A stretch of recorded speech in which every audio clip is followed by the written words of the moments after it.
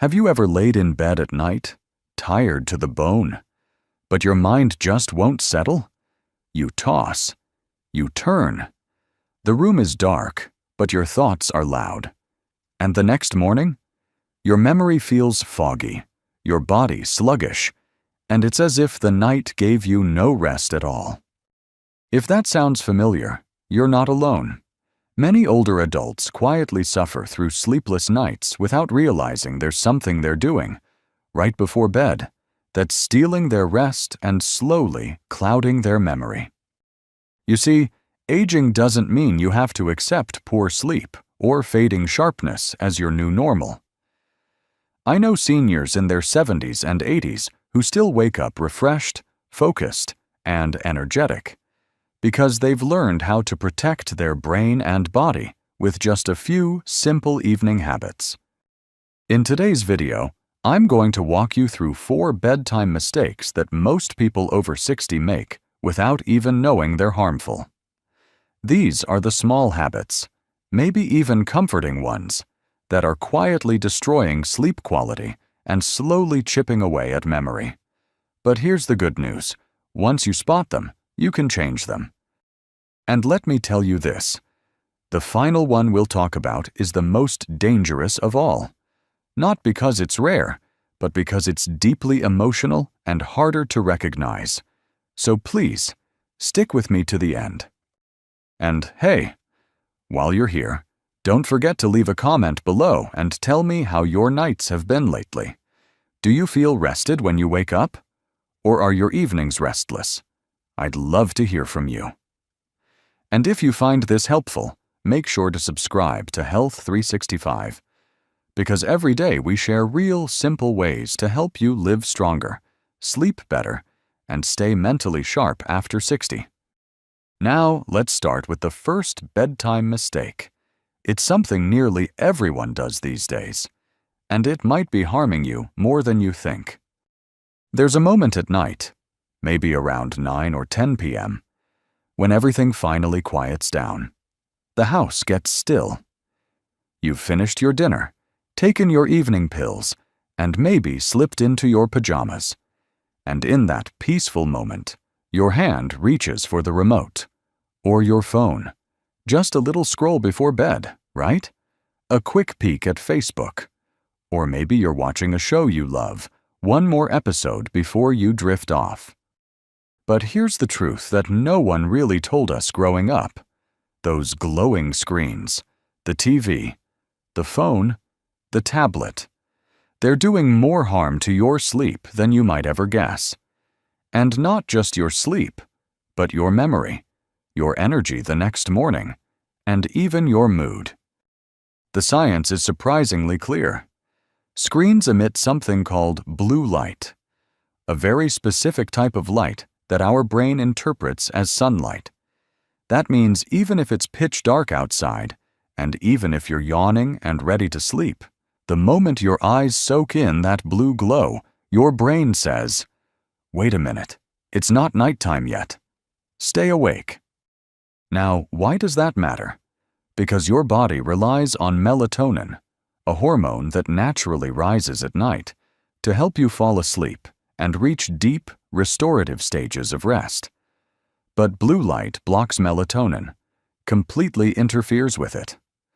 Studies from Harvard and Stanford have shown that just 90 minutes of screen use before bed can delay melatonin release by up to 3 hours and cut your total deep sleep by nearly 50%.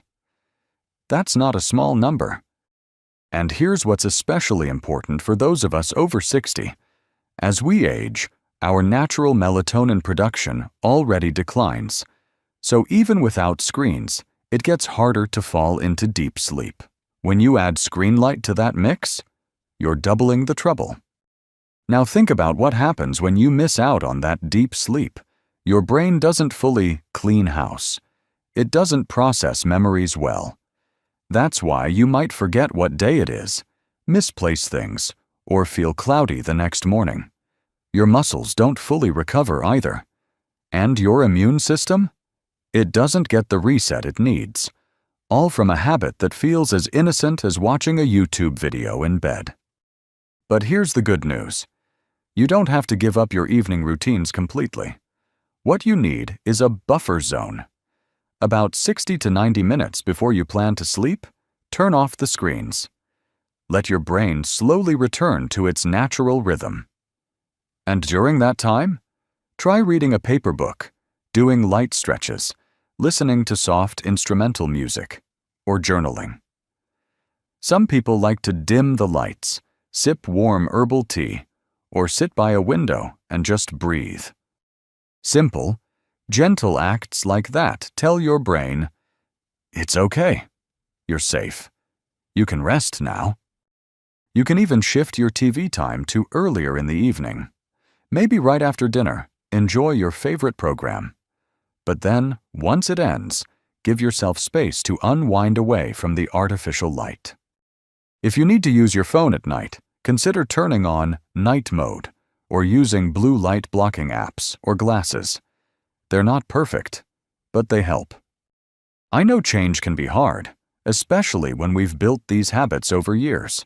But even a few nights without screens before bed can bring you deeper sleep, clearer memory, and a sense of peace that lasts long into the next day.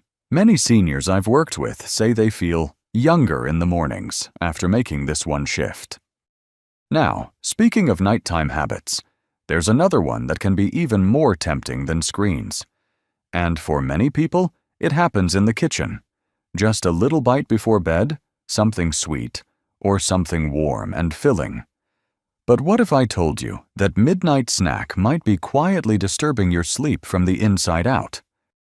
It usually starts as a little craving. Maybe you're sitting in your chair, the evening is winding down, and you think to yourself, a little something sweet would be nice right now. Just a slice of bread, a biscuit, a spoonful of rice left from dinner. Or maybe it's a piece of cake, or that tempting bowl of cereal calling your name from the kitchen. After all, you're not eating a full meal. Just a light snack to help you sleep, right?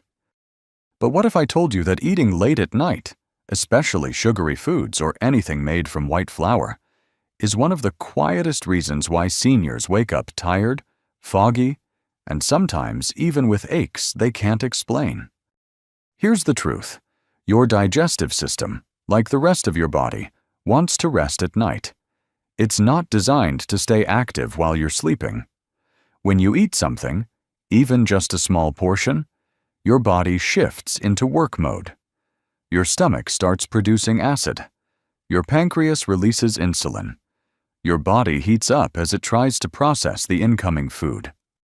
And this is especially true for sugar and refined starches like white rice, white bread, pastries, cookies, and crackers. These foods spike your blood sugar, which sounds harmless at first. But that spike is quickly followed by a crash. And guess when that crash hits? Right in the middle of your sleep cycle. That drop in blood sugar can cause you to wake up suddenly, feel hot or jittery, and even have strange dreams or restless tossing. Worse yet, eating late also raises your core body temperature, and your body needs to cool down to enter deep sleep. If your temperature is even slightly elevated, you'll stay in the lighter stages of sleep, where your brain can't do its nightly filing and cleaning. In fact, a study published in the Journal of Clinical Sleep Medicine found that seniors who ate within 2 hours of bedtime, especially carbohydrate-heavy meals, spent less time in deep sleep and woke up twice as often during the night compared to those who stopped eating earlier. Now, let's talk about the impact on memory. During deep sleep, the brain clears out waste proteins, including one called beta amyloid, which is linked to cognitive decline. If you don't sleep deeply, that waste can build up over time, slowly affecting focus, recall, and even increasing your risk of dementia. So what can you do instead? The simplest change is this. Aim to finish eating at least 3 hours before bedtime. Let your stomach rest and give your body the calm it needs to slip into natural, restorative sleep.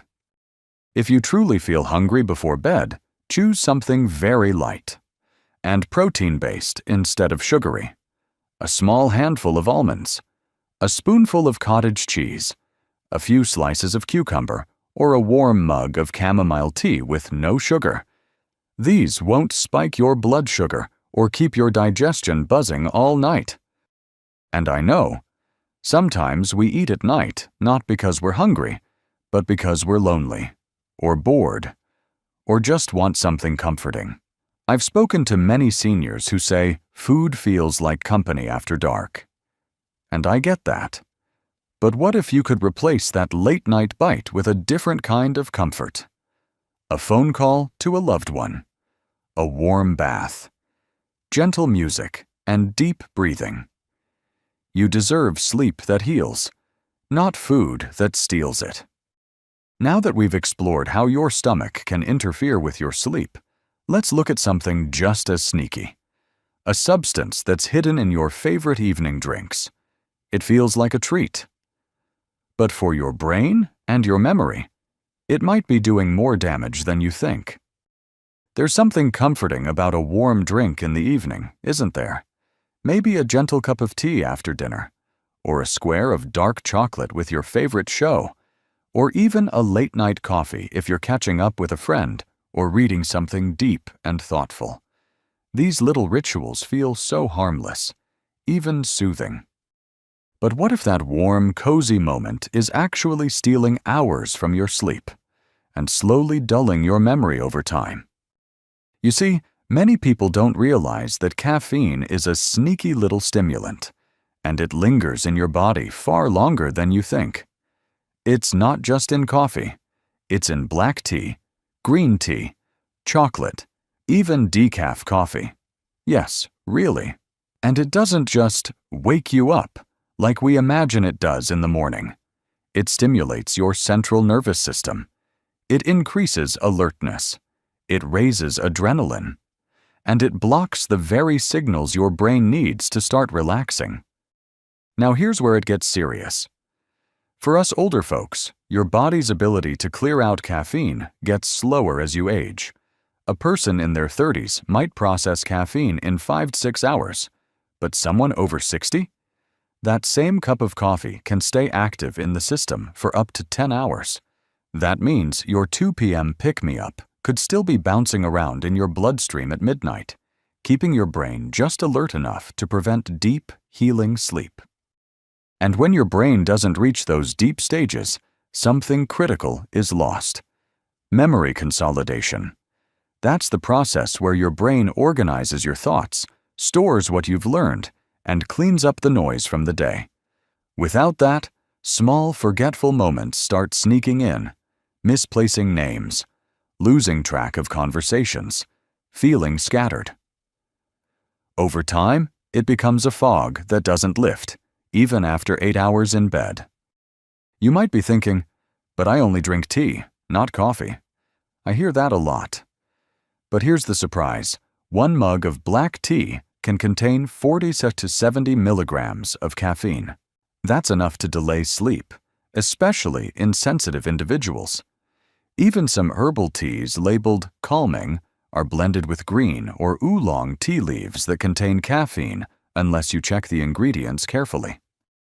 Dark chocolate is another quiet culprit. The darker it is, the more theobromine it contains, a natural stimulant that affects your nervous system like caffeine does. A few squares after dinner can make your heart beat faster, your thoughts race slightly, just enough to keep you from drifting into deep rest. So what can you do? If you enjoy warm drinks at night, switch to caffeine-free herbal teas. Chamomile, rooibos, peppermint, or lemon balm are all gentle choices that soothe your nervous system instead of stirring it. Look for teas that say caffeine-free or bedtime blend, and always check the fine print. If you love chocolate, save it for earlier in the day, maybe as an afternoon treat around lunch. That way, your body has time to clear the stimulants before night falls. And for coffee lovers, try cutting off all caffeine after 1 or 2 p.m. That single change can have a surprisingly deep effect. I've heard from seniors who said they slept better within days, just by adjusting their caffeine schedule.